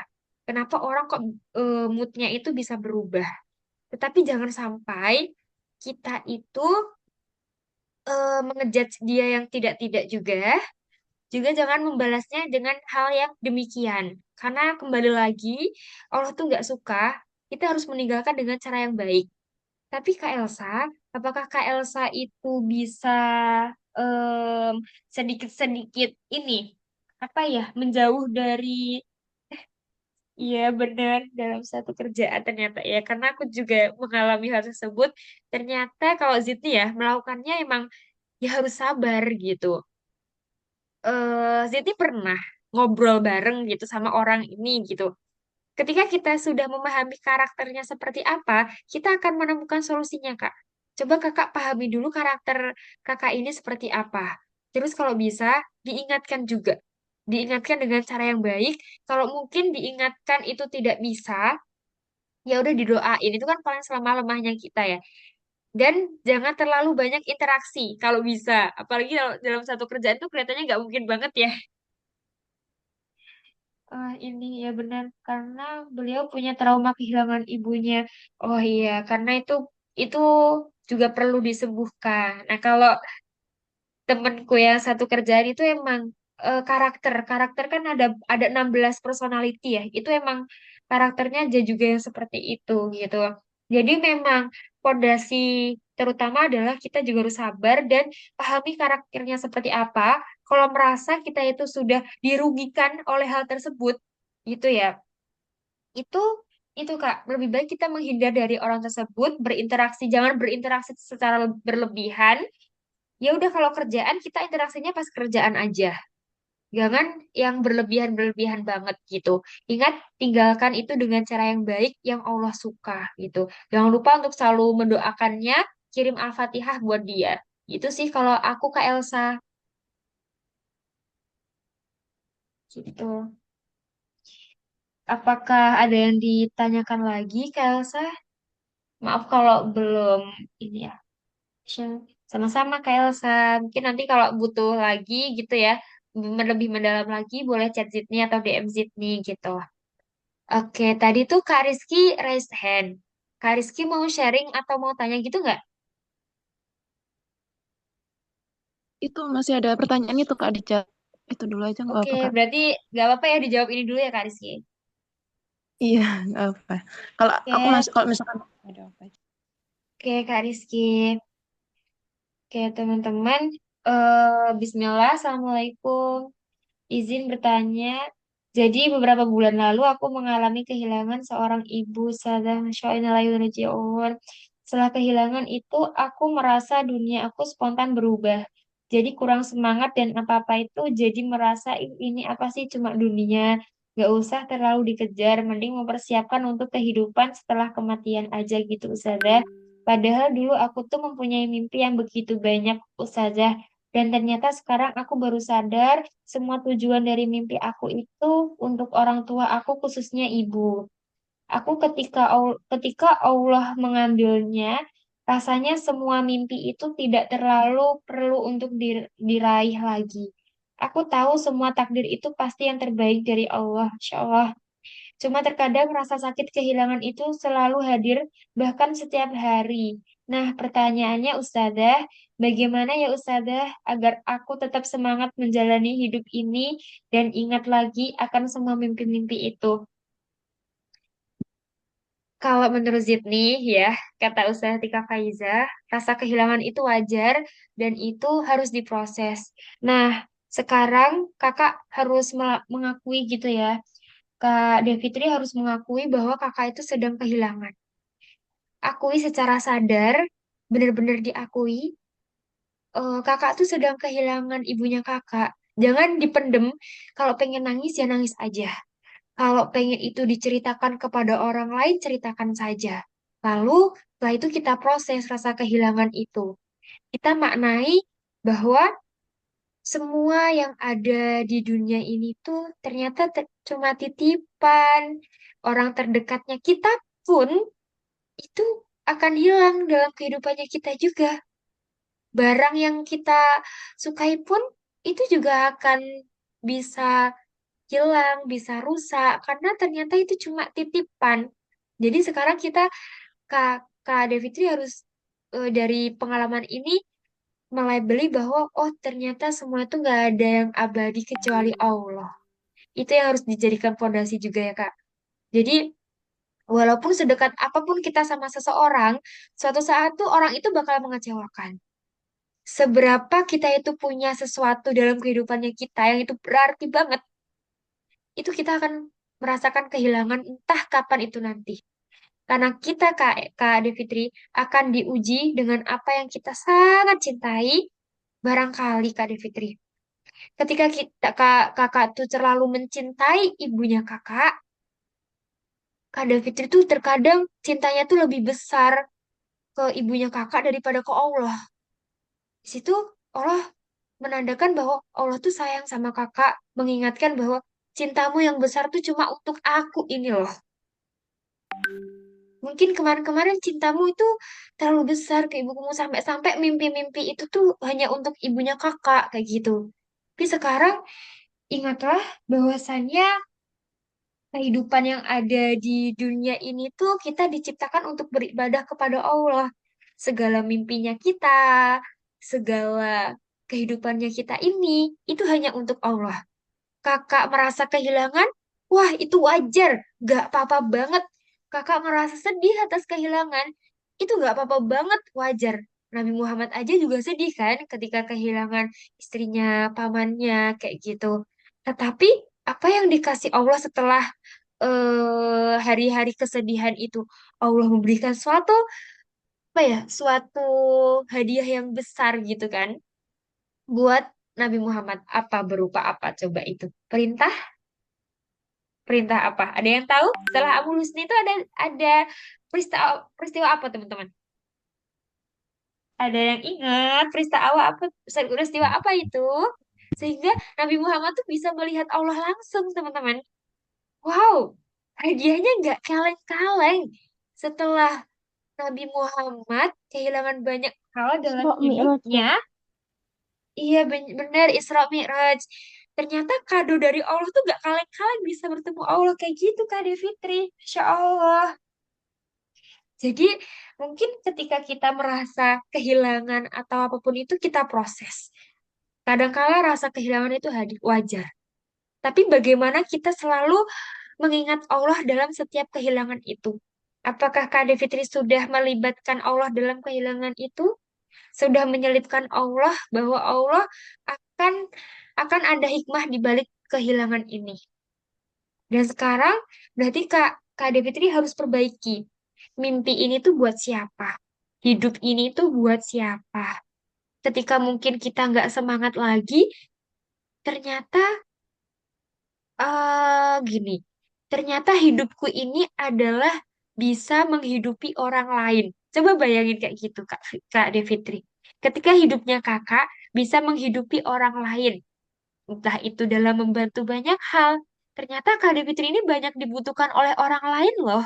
Ketika Kak Devitri terpuruk, ternyata ada orang lain yang nggak bisa menerima manfaatnya kakak. Kayak gitu. Jadi ketika kakak ngerasa mimpinya itu em, ya udah nggak semangat lagi. Ingat Allah gitu. Buat apa sih kita diciptain di dunia ini, Kak? Kalau gak beribadah kepada Allah. Dan kalau mungkin mimpi-mimpi yang lalu tuh cuma perkara dunia, coba deh sekarang selipkan Allah dalam setiap mimpi-mimpinya kita. Dan jangan sampai dalam perjuangan menggapai mimpinya itu, Kak, itu tuh kita nggak boleh menghilangkan kedekatan kita kepada Allah. Terkadang mungkin ada orang yang kuliah S1, S2, S3, tapi ternyata kedekatan sama Allahnya hilang, kayak gitu. Itu ya Kak Devitri. Dan jangan lupa Kak Devitri selalu minta tolong sama Allah untuk disembuhkan atas rasa kehilangan ini. Karena kita itu nggak bisa apa-apa kalau tanpa pertolongan Allah. Entah kita mendekat kepada Allah dengan sholat tahajud, entah dengan zikir kita, dengan kegiatan kebaikan-kebaikan. Nah, kegiatan kebaikan ini Kak Devitri, Ziti pernah sih, Ziti itu dulu ada sempet trauma dan kecemasan yang sangat tinggi, sehingga harus berobat. Dan ketika Zidni fokus dalam kebaikan, ikutan volunteering, ikutan apa lagi ya, kayak pengabdian masyarakat di luar Jawa, Masya Allah, itu serasa hati itu bahagia, hati itu tenang, dan tadi tuh kayak sudah tersembuhkan secara perlahan, kayak gitu. Ternyata banyak melakukan kebaikan itu dampaknya juga pada diri kita sendiri. Tuh ternyata akan semakin tenang ya hidup ini ketika kita banyak melakukan kebaikan. Ketika kita semakin dekat sama Allah melalui Al-Quran, salah satunya. Kayak gitu deh, Kak Devitri ya. Jangan lupa untuk selalu minta tolong sama Allah. Itu Kak Devitri, apakah ada yang mau ditanyakan? Boleh on mic kok Kak Devitri. Gimana Kak Devitri? Masya Allah, sama-sama Kak. Semangat ya Kak. Kalau ada apa-apa, kita di sini selalu siap mendengarkan Kakak kok. Biasanya malam minggu juga. Tapi ingat teman-teman yang di sini juga harus keep rahasia teman-teman yang ada di sini. Dan ini nanti rekamannya cuma untuk teman-teman yang ada di sini juga. Kayak gitu. Jadi insya Allah akan rahasianya akan terjaga seperti itu. Oh ya, ada pertanyaan lagi ya dari Kak Laila. Nggak apa-apa Kak. Nggak apa-apa, nggak bisa on mic. Assalamualaikum, Mbak Zidni. Izin bertanya, bagaimana cara kita mengatasi keraguan saat hendak melangkah karena takut mengulang kesalahan yang sama di masa lalu? Dan bagaimana ketika ingin mengambil suatu keputusan, tapi takut akan mengecewakan orang lain? Tapi keputusan itu baik untuk kesehatan mental dan ketenangan kita. Oh, Masya Allah, Zidni pernah ini ya, pernah melalui fase ini gitu ya. Kita jawab satu-satu. Bagaimana cara kita mengatasi keraguan saat hendak melangkah karena takut mengulang kesalahan yang sama? Rasa takut itu wajar. Rasa takut itu jangan dibunuh. Rasa takut itu jangan dihancurkan. Karena rasa takut itu menandakan kita itu masih jadi manusia yang normal. Tetapi proseslah rasa takut itu menjadi hal yang positif, teman-teman. Menjadi hal-hal yang aslinya rasa takut itu petunjuk dari Allah. Rasa petunjuk untuk kita malah melakukan hal tersebut gitu. Tapi dengan memproses rasa takut itu sendiri, memprosesnya secara perlahan. Dengan apa? Dengan ilmu salah satunya. Nah, kalau kemarin itu udah ada kesalahan, coba pelajari apa ya kesalahannya. Kira-kira kegagalannya itu di sebelah mana? Dan jangan sampai kita mengulangi kegagalan itu, kesalahan itu gitu. Terus kita coba lagi, ternyata gagal lagi. It's okay, nggak apa-apa. Ketika kita masa kecil belajar berjalan, kita jatuh lagi. Terus berusaha lari lagi, jatuh lagi gitu. Tapi ingatlah, ketika gagal, teman-teman harus belajar dari kegagalan itu. Jangan disepelekan gitu. Kira-kira kegagalan ini karena apa ya? Itu ya, Kak Laila ya. Itu yang satu. Em, jangan dibunuh rasa takutnya. Rasa takut itu ada karena kita masih jadi manusia normal gitu. Jadi tetap lakukan hal tersebut walaupun kemarin sudah salah, tapi perbaiki kesalahannya itu sebelah mana gitu. Terus, dan bagaimana ketika kita ingin mengambil suatu keputusan, tapi takut untuk mengecewakan orang lain. Ingat, kita itu nggak bisa me- membahagiakan semua orang. Kita cuma bisa membahagiakan Allah dalam kehidupannya kita. Ketika kita merasa aku pengen menyenangkan, nggak mengecewakan semua orang gitu. Yang rugi itu kita sendiri. Dan bisa jadi malah membuat kita mengecewakan Allah untuk agar tidak mengecewakan orang lain. Kayak gitu. Jadi kita nggak bisa membahagiakan semua orang tuh nggak bisa gitu ya, teman-teman ya. Gitu.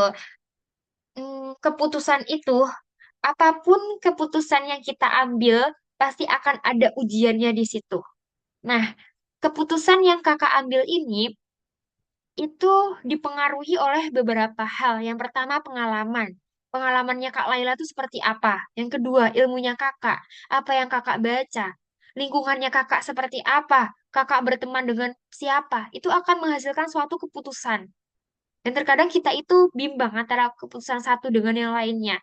Tetapi dalam keputusan itu lebih prioritaskan diri sendiri dan Allah. Jangan memprioritaskan orang lain karena mungkin takut mengecewakan. Itu yang akan merugikan kita sendiri. Kita nggak bisa membahagiakan semua orang, tapi kita bisa menghargai diri sendiri dan juga membahagiakan Allah. Gitu ya Kak Laila ya. Mungkin ini bisa menjadi pertimbangan gitu. Dan untuk memutuskan sesuatu, Kak Laila tuh harus kenal sama dirinya Kak Laila. Value kehidupannya Kak Laila itu apa? Sehingga nanti dalam memutuskan sesuatu, itu sesuai dengan value kehidupannya kita. Maka dalam kehidupannya ini kita harus punya value, visi misi dalam kehidupannya kita apa? Agar apa? Dalam memutuskan sesuatu itu kita nggak apa ya, nggak bingung, nggak terlalu banyak bingungnya. Dan keputusan yang baik itu adalah keputusan yang kita bisa mengambil pelajaran dari itu. Nggak tahu nanti gagal ataupun berhasil, yang penting kita bisa mendapat hikmah dari keputusan itu. Kayak gitu ya. Gagal tuh bukan berarti salah. Gagal itu adalah kita belajar mengambil hikmah. Terus, tapi keputusan itu baik. Ya itu nggak apa-apa kok. Yang penting kesehatan mentalnya kita dan itu juga untuk ketenangan kita. Gitu Kak Laila. Gimana Kak Laila?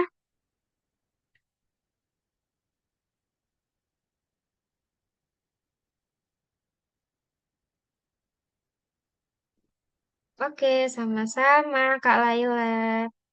Kak Rizky juga ini ya. Kalau Allah kasusnya hampir sama kayak teman aku. Semangat Kak Devitri. Semoga Allah mudahkan untuk mencapai mimpinya. Amin. Masya Allah. Nanti insya Allah ada kajian tentang itu ya. Mimpi juga. Tapi akhir tahun biasanya gitu. Untuk kayak ngebuat plan-plan kayak gitu. Itu sih ada yang tadi Kak Rizky ya yang mau tanya mungkin. Ataupun mau sharing tadi. Mau sharing aja sih Kak. Soalnya belum ada Iya Kak, tambahan, monggo. belum ada pertanyaan. Eh, ya, jadi Masya Allah ya Kak, makasih atas sharingnya malam hari ini. Jadi emang Masya Allah ya, kita tuh dengan adanya forum-forum seperti ini tuh kita bisa menambah faedah dari eh, orang lain gitu. Kita bisa mendapatkan ilmu dari orang lain yang semoga bisa kita amalkan juga dalam kehidupan kita gitu. Nah, tadi yang benar kata Kak Zidnia, ketenangan itu emang tuh semuanya dari Allah ya. Dan salah satu hal yang tadi belum sempat disebut sama Kak Zidni ya, bagaimana cara meraih ketenangan itu, yaitu dengan sholat. Dengan sholat, kenapa? Karena Rasulullah itu dalam hadisnya itu juga menyebutkan bahwasannya dan dijadikan kesenangan hatiku terletak pada sholat, di dalam sholat. Jadi di mana sholat itu adalah momen terdekat seorang hamba kepada Robnya gitu. Yaitu di mana di saat sujud terutama. Jadi di saat sujud itu adalah momen seorang hamba itu paling dekat sama Allah gitu. Jadi kalau misalkan mau berdoa itu memang yang paling bagus itu adalah saat sujud teman-teman karena itu juga insya Allah juga akan lebih mudah terkabul. Dan di sana di dalam sholat itu kan kita menghimpun berbagai macam hal ya, baik itu zikir, doa, dan juga kita juga butuh kekhusyuan di sana. Dan Masya Allah itu yang apa ya, kita harus senantiasa ini sih Kak, apa ya memperbanyak sholat gitu. Baik itu sholat sunnah ya, Masya Allah yang dan kita juga harus memperbaiki dari segi kekhusyuannya sampai benar-benar kita merasakan ketenangan itu gitu. Kalau misalkan belum tenang, berarti ada yang salah di sholat kita, entah itu dari kurangnya perenungan dan lain sebagainya gitu. Dan di dalam surat Al-Baqarah juga disebutkan bahwasanya jadikanlah sabar dan sholat sebagai penolongmu. Jadi memang sholat itu menjadi salah satu yang penting juga gitu. Jadi kita harus ada mindset bahwasanya sholat itu bukan sekedar kewajiban, tapi memang kebutuhan bagi kita gitu. Dan bahkan kalau misalkan ada yang merasakan kesulitan, itu Rasulullah tuh beliau langsung mendirikan sholat gitu untuk bisa agar meminta petunjuk dari Allah gitu agar dimudahkan dalam urusan tersebut. Kita misalkan lagi ngerjain skripsi, itu merasakan kok kayak stuck banget gitu atau ngerjain sesuatu hal yang itu tuh sulit banget. Coba deh sholat 2 rakaat gitu minta tolong ke Allah. Dan selain dalam kesulitan juga yaitu pas saat kita merasakan bingung mau milih yang mana sih maksudnya mau bingung dalam 2 pilihan yang kayaknya itu kok aku bingung banget nih mau pilih pilihan yang mana gitu aku takut salah milih ya itu kita bisa sholat istiqomah kita kayak ada doanya juga yang khusus itu memang itu tuh setelah itu insya Allah Allah akan tunjukkan jalan mana yang terbaik karena apa yang menurut kita baik itu belum tentu baik menurut Allah jadi saat kita udah sholat istiqoroh di sana kita udah memasahkan kepada Allah dan kita juga udah minta pertolongan ya Allah jika itu baik untukku baik itu dari segi dunia maupun akhiratnya Allah itu akan pasti akan tunjukkan gitu Allah akan bimbing kita untuk kepilihan yang mana yang lebih baik gitu jadi memang Masya Allah ya salat istiqoroh itu salah satu yang uh, bisa kita praktekkan juga gitu kalau misalkan lagi bingung dan uh, ingat juga bahwasannya setelah kita istiqoroh terus kemudian kita memilih suatu pilihan itu insya Allah hati kita akan tenang gitu dalam milih itu dan insya Allah itu adalah pilihan terbaik dari Allah karena Allah udah menunjukkan yang terbaik itu buat kita gitu mungkin itu aja sih Kak jazakillah khairan. Insya Allah, terima kasih Kak Rizky ya, benar banget dengan sholat kayak gitu. Bagaimana kualitas sholatnya kita, apalagi mungkin saat kita ditentukan berbagai banyak pilihan, terus kita pakai istiqoroh gitu ya. Terkadang istiqoroh itu gak bisa langsung jawabannya. Ketika kita masih, sebenarnya kita ada ini nih teman-teman, apa ya? Apalagi terkait tentang jodoh mungkin bisa jadi, ataupun sesuatu hal yang kuat, kuat dua-duanya nih kuat banget gitu. Kalau dulu ya, Sydney dinasehatin ke seorang tuh, istiqoroh tuh jangan hanya dilakukan oleh kita sendiri juga, tetapi bisa jadi orang tua kita juga. Mana sih keputusan yang baik? Ya, tapi terkadang tuh kita itu em, masih cenderung kepada sesuatu, jadi kita itu belum dikasih petunjuk sama Allah. Mungkin hati kita itu belum bersih gitu, sehingga kita belum bisa melihat gimana sih petunjuknya Allah atas istiqorohku ini, kayak gitu. Nah, apalagi tentang yang krusial yaitu tentang kayak pemilihan suami itu ya, menerima jodoh ini apa enggak kayak gitu. Itu bisa juga dilakukan oleh orang tua juga. Istiqorohnya juga minta tolong ke orang tua ini kalau menurut orang tua itu seperti apa, hasilnya seperti apa, apakah sama dengan kita gitu. Itu sih juga ya salah satunya. Dan benar tadi kata Kak Rizky, jangan hanya cuma sholat untuk menunaikan kewajiban saja, tetapi kita juga harus mentadaburi. Setiap setiap takbirnya teman-teman nih, Allahu Akbar. Teman-teman sudah merasakan apa belum bahwa Allah tuh sudah semaha besar itu gitu. Allah tuh lebih besar daripada masalah-masalahnya kita. gitu. Terus ngebaca surah Al-Fatihah, Bismillahirrahmanirrahim.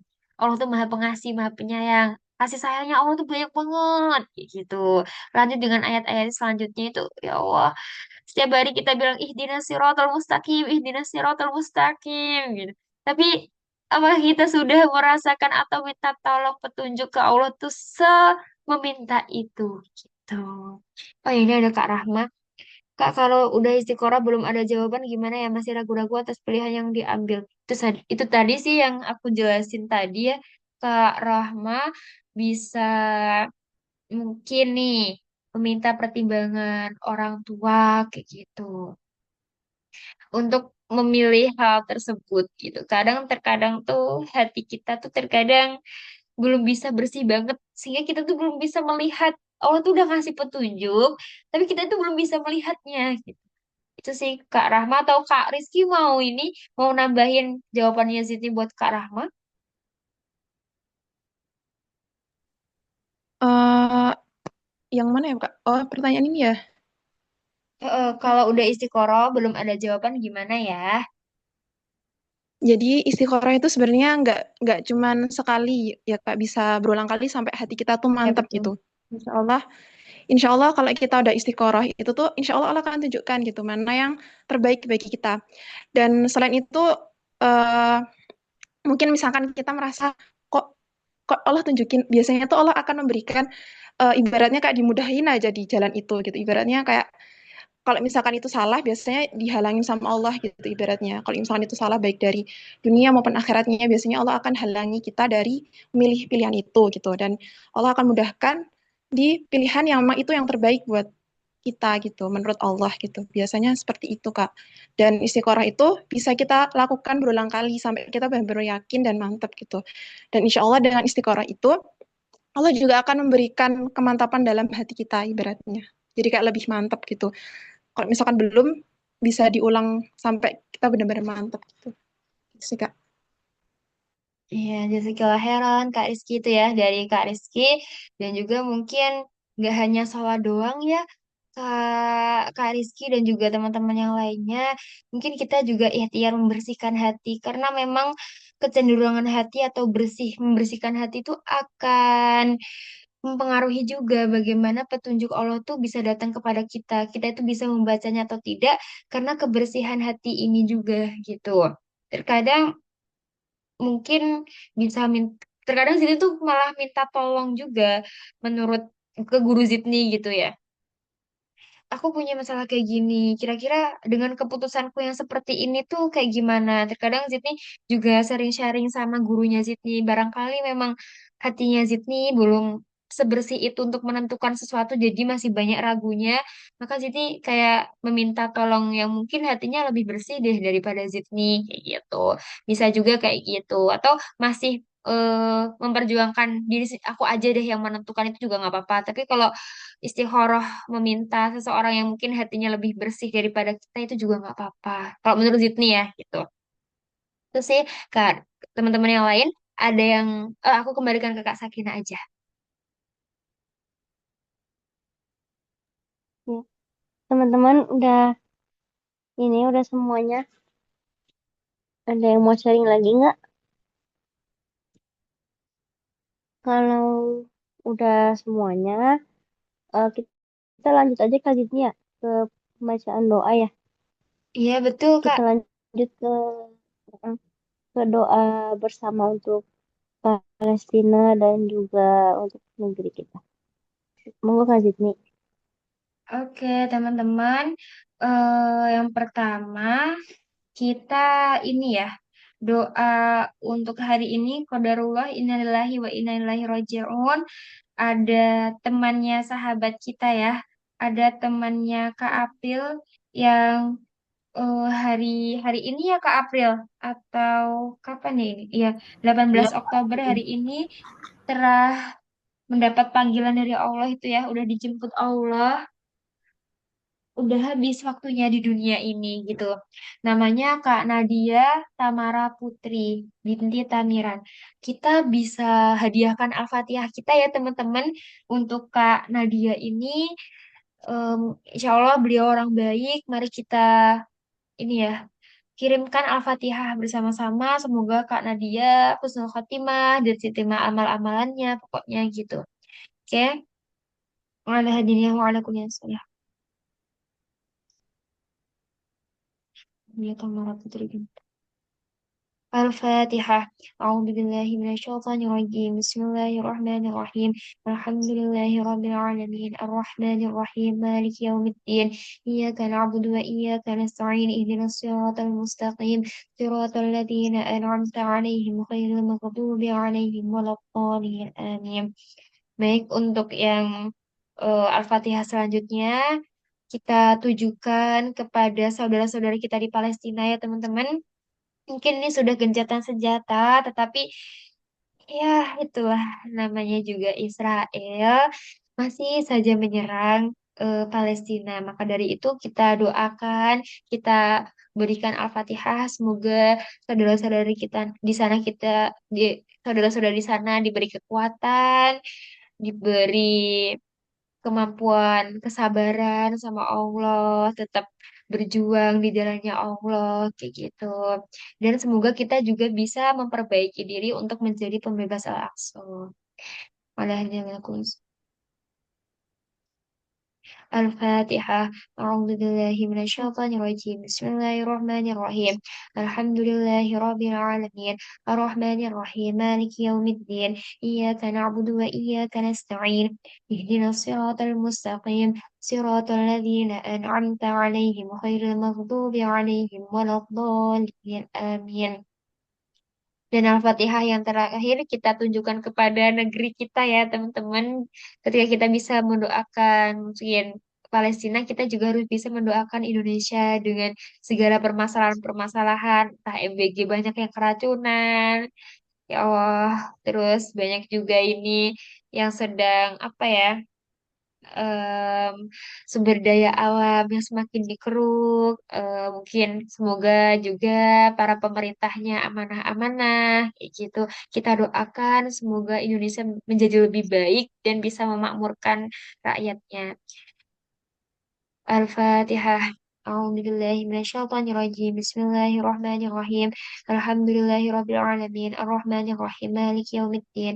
إياك نعبد وإياك نستعين اهدنا الصراط المستقيم صراط الذين أنعمت عليهم غير المغضوب عليهم ولا الضالين آمين. Amin. Semoga Al-Fatihah dan doa kita bisa diijabah sama Allah ya. Amin amin ya rabbal alamin. Oh iya, eh iya sama-sama Kak April. Oke, nanti teman-teman bisa ya hasil kajian ini dibuat rangkuman terus di-share ke story-nya itu juga salah satu dakwah terus tag Quranic Journey boleh banget juga tag aku gitu biar kita juga sama-sama berdakwah ilmu ini gak hanya berhenti ke kita tapi juga untuk orang lain kayak gitu. Insya Allah nanti akan diberikan rekaman dan juga apa ya PPT-nya gitu. Terima kasih. Sydney kembalikan ke Kak Sakina. Ya, terima kasih banyak Kak Zidni atas kajiannya pada malam hari ini yang insya Allah sangat bermanfaat bagi kita semua. Dan juga terima kasih pada teman-teman semua yang sudah hadir, sudah meluangkan waktu malam minggunya untuk kajian pada malam hari ini. Saya selaku MC mohon maaf atas segala kesalahan dan pamit undur diri. Mari kita berdoa kafaratul majlis subhanakallahumma wa bihamdika asyhadu an la ilaha illa anta astaghfiruka wa atubu ilaik. Baik, ya pamit dulu ya. Assalamualaikum warahmatullahi wabarakatuh. Waalaikumsalam warahmatullahi wabarakatuh. Semangat ya teman-teman untuk challenge-nya. Terima kasih, Mbak.